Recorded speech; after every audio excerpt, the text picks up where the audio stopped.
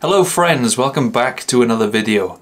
Today I'm going to talk about how my ADHD affects my job performance and also the steps that I take to try to overcome the issues. First of all, I want to preface this by saying that I don't take medication, and I haven't taken medication for at least about 18 months now, and anyone who follows the channel will know that the medications previously that I've tried have all given me terrible side effects. So for me, it's just not worth things like the heightened anxiety and the sleep issues, because I already have some level of social anxiety. So for me to take that is just not really worth it. I'd much prefer to do things naturally and to work on things in a way that works with the way my brain works. My ADHD causes issues with attention span, right? So a lot of the things that I do wrong in work might be down to my inability to consistently be present and proactive. So it might be small careless mistakes that are preventable, but I just kind of fall into those traps because my brain is inattentive and I don't really have the foresight or the proactivity in my brain to allow me to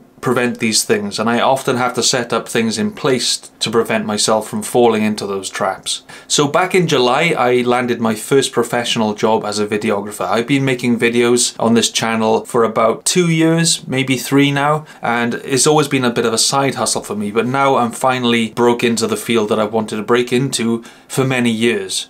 An example of some of the struggles I have in work could be that I submit work before I've made any checks that it's all correct.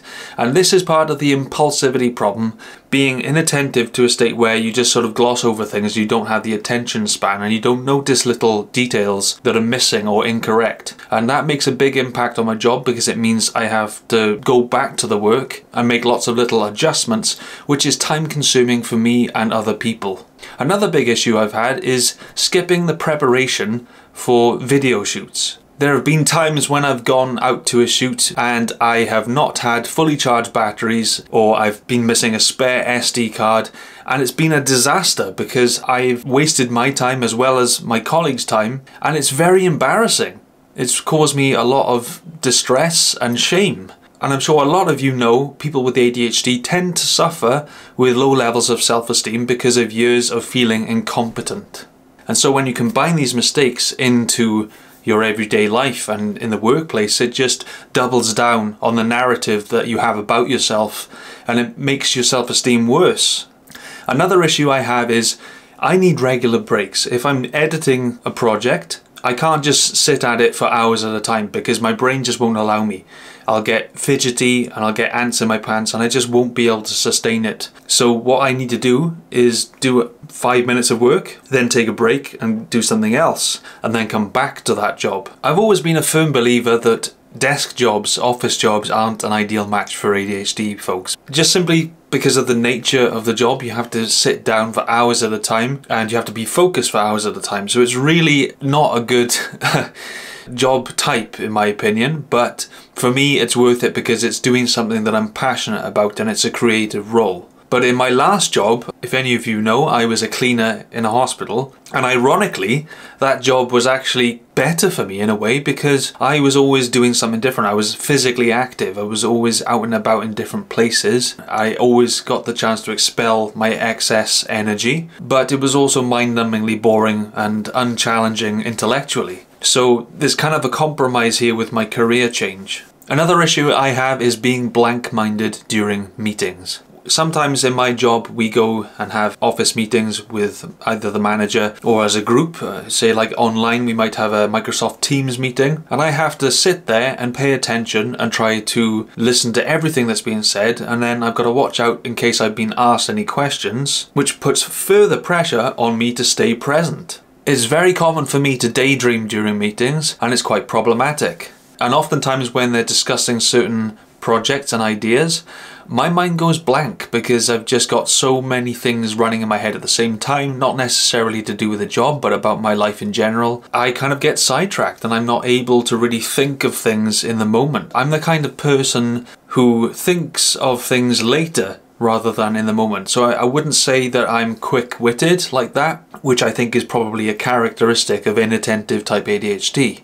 So now we're going to talk about how I overcome some of these issues and my routines to help me stay on track. So in my job, I use Microsoft Office, which means I have a calendar-based diary for the work week. And that is very helpful for me because I get to color code every single activity and categorize them into different segments. And I also get alerts of when those things and activities are due to take place. When I mentioned before about my issue with forgetting to prepare things, what I've done recently is added in an event into my calendar every day at the end of the working day to prepare myself for upcoming video shoots and for the next working day. So I'm required to remember to take things such as batteries, SD cards, my hard drive for the work projects that I'm working on, because sometimes I need to take it home. I work from home a few days a week. So if I forget things, which I have done, I end up going home or to the shoot without the needed equipment because I've forgotten. So just by setting that little calendar event every single day, I can follow an itinerary of checks and a list of equipment that I need to ensure that I have and is ready to take with me.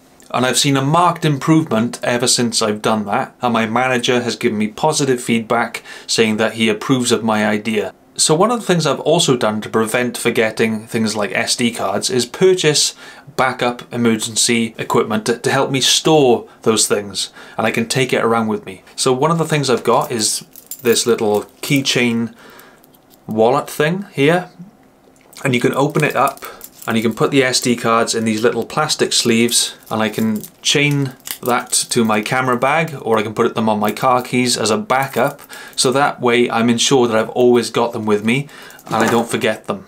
It's just little things like that that can really make the difference and help you to stay on track and remember important items. So my job is about an hour away from where I live. So that means I have to ensure that I leave on time every day. And it's not just a matter of leaving on time, I also have to make extra time in case of traffic on the motorway. I prefer to get to the office with a bit of extra time just to ensure I have the time to check my emails and to prepare the day's itinerary list of tasks to follow through with. Before I leave the house, I make sure that I've got everything that I need. One way I'm doing this is by putting a list of items on my phone and setting an alarm so that I double check that everything is in my laptop bag ready to go. It's the same thing as when I leave the office. I do the exact same thing and check that I've got everything in my bag ready to take home with me for when I work at home. And lastly, when it comes to being blank-minded or daydreaming in meetings, I make sure that I take a notebook with me and I try to listen and write notes down. That way it keeps me engaged that bit more, and if I zone out, I zone out. But as long as I'm making that effort with the notebook and just making some details and coming away from the meeting with some information, then I've got the gist of the idea of what's been talked about.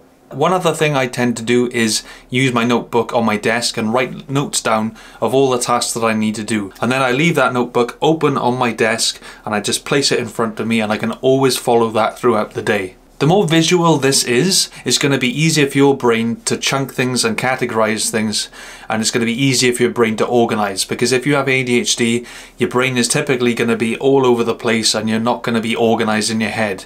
Visualization is key. Thank you for watching. I hope this helped you guys, and I'd be very curious to know how your ADHD impacts your job and what you do.